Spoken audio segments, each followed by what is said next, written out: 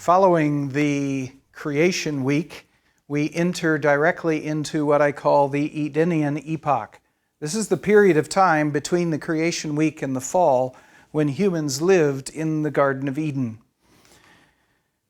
The end of the creation week, the entire creation is labeled very good or described as very good in Genesis 1:31.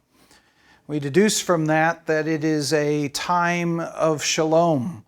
This Edenian Epoch is a time of peace. It's a time of no biological evil, no natural evil at all. There is no suffering. There's mutualism in the biological world, but no parasitism. There's life. There's no death. There's no death of nephesh life. There's no death of humans or animals in this period of time. Animals and humans both eat plants, and there is no carnivory. No animals are eating other animals. There is health, no disease. There's developmental aging. You can mature from young to adult, but there is no degenerative aging among the organisms of the world. The creation is apparently sustained indefinitely. If, in fact, the fall had never occurred, the sun would have burned forever, it seems. The humans would have lived forever. Animals would have lived forever. The universe would have persisted forever, probably indicating that there were processes, cyclical processes, that were re-providing everything that was utilized during this period of time. How long did this period of time last? We actually don't know. The Bible does put some constraints on it. We can see in Genesis chapter 3 that there apparently has already been a habit formed between God and man walking together in the cool of the day, which would suggest that at least a few days had elapsed since the end of the creation week before the fall. That's the minimum. At the maximum side of things, we learn in chapter 5 that Adam was 130 years old when he begat his son Seth, who takes the place of Abel, who is killed by Cain. And the birth and the inception of Cain and Abel occurs after the fall, after Adam and Eve are kicked out of the garden. So you'd take 130 years minus the age of Cain to get a maximum amount of time, or minimum amount of time that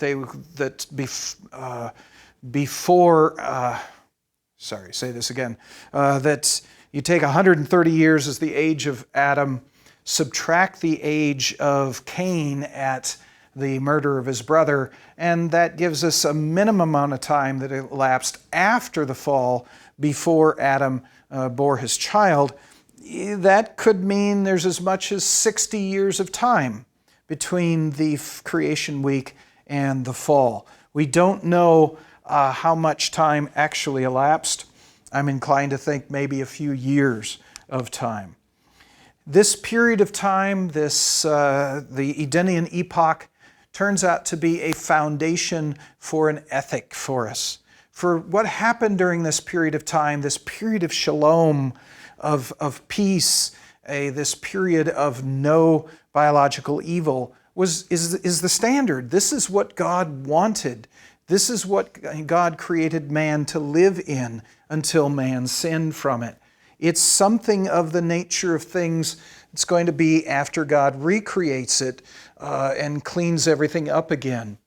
As a consequence, when we want to know what should we preserve, what should we change in the world that now is, what should we consider a pathology, what should we consider a bad thing in the present world, we can use the conditions of the pre-fall world, of the Edenian Epoch, as our standard. If something existed in the pre-fall world, the Edenian Epoch, this is something that we shouldn't eliminate in the present world. This becomes something to help us make ethical decisions even in the present. The Edenian Epoch is terminated by the curse. It suddenly ended when God cursed the creation because of man's sin. At that moment, It wasn't the moment that Adam actually sinned. It was when God responded to Adam's sin with a curse that God changed how he sustained the entire universe. It's at this time that the universe begins to wax old, as doth a garment, as the Bible would say. It is at this time that the universe, which would have, if man had not sinned, apparently have existed forever, this is the time when the universe begins to die. It waxes old every day such that when it comes time to glorify humans, God is going to have to recreate the universe or renew the universe into its original or desired state.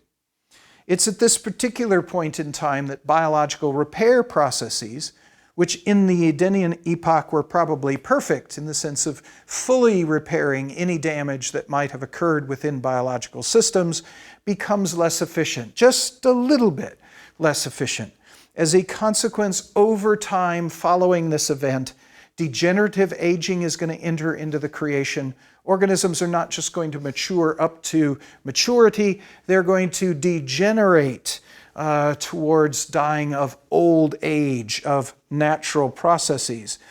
Pathology is going to enter into the world. Disease is going to enter into the world for the first time and increase in frequency and commonness throughout the time that follows.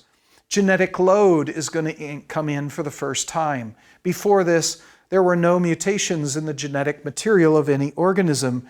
At the fall, however, at the curse, we have the beginning of mutations accumulating in organisms, and thus the increase in genetic load through time. At this time, while the creation is degenerating with natural biological evil, God introduces some things into the creation to limit the spread of that evil across all of life, preventing that natural evil from destroying the beautiful pictures he has created of his own nature. God introduces nephesh death, death of animals, death of humans, into the picture so as to minimize the suffering that those organisms would have to endure given the curse. God then adds overproduction among all organisms so as to replace the organisms that die in order to minimize the suffering. The overproduction in turn generates the process of natural selection that eliminates further or narrows further the spread of natural evil in the world. It minimizes pathology, pathogens, and so on, making things as healthy as they could possibly be in a world that is cursed. God also introduces or reveals from hidden genetic information predation, animals eating other animals, which again is a way of minimizing the spread of evil that comes with the curse. God also reveals from the genetic information of organisms defenses for organisms to be able to survive in the now newly introduced process of predation. With the curse, we terminate the Edenian Epoch and we begin the next period of Earth history, the Antediluvian Period, or the Antediluvian Epoch. This is the period between the curse and the beginning of the flood. In Scripture, we're told that this is about 16.5 centuries of time. And it was described in 2 Peter as the world that then was, being overflowed with water or perished. This is a different world than the present world. Because the flood involved processes that don't occur in the present, it's very difficult to infer the nature of this world. You have to interpret it through the claims of Scripture, but it's a world different from the present. It is the antediluvian. Ante is on the other side of. Diluvium refers to the flood. So this is on the other side of the flood from us. Some of the differences between the Antediluvian epoch or period and the present are that in this period, the Antediluvian period, there were more created kinds, more Brahmins than there are in the present. Here's a partial list. You can't read them, there's a lot of them. This is from the fossil record. The first group of things are just the extinct classes of organisms that are found in the fossil record, not in the present, that must have existed in the Antediluvian period. The next group of things are the orders of animals and plants and so on that existed in the pre-flood world that don't exist in the present. The point being that there's lots of Brahmins that have gone extinct since the creation that existed in the Antediluvian period that indicate the past world was more diverse, with more diversity of Brahmins than we have in the present. The Antediluvian epoch also had different ecosystems or combinations of species that we don't find in the present. It had, among other things, what I think is a reef, or large reefs actually made from bacteria in hot water situations. It had something we call in the fossil record I've forgotten the name of it. A fossil ecosystem that doesn't exist in the present. We've got Paleozoic invertebrate ecosystems in this period that we don't find in the present. All sorts of critters, trilobites and ammonites and things like that we don't see in the present, that we see in the fossil record, that must have been beautiful and diverse ecosystems we're not familiar with today. We've got flying pteranodons and dinosaurs in this period of time before the flood that we don't have today. I believe we have a floating forest on the ocean that is very different from what we have today, and animals that lived on that forest that we're not familiar with in the present world. There's also a warmer Earth in the Antediluvian period than we have today. It's not a unitemperate climate, it's just warmer. So the zones, the tropical zone that's limited to within 15 degrees of the present equator, probably stretched further towards the poles, maybe even as far as 40 degrees north and south. There was no ice on the pre-flood antediluvian world. The temperature at the poles was probably something on the order of cool temperate rather than the extremely cold polar zones that we have today. So it is a warmer Earth. During this period of time, according to Scripture, humans didn't eat meat. They have a diet that is entirely vegetarian in nature, entirely plant in nature. Humans also lived during this period for more than 900 years.